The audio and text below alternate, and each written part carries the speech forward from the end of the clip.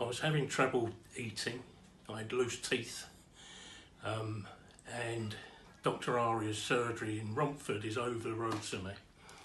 I popped in there to find out about dental implants because I didn't fancy having dentures.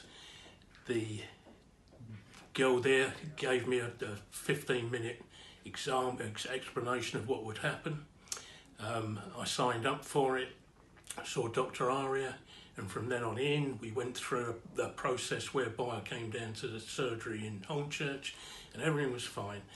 The one day where there was long surgery was a little bit uncomfortable, but no problem. Loads of advice, load of guidance, went through everything, eventually got my new teeth, and everything's been good ever since I had the temporary ones in, and now they're really nice, and I really appreciate everything that's been done.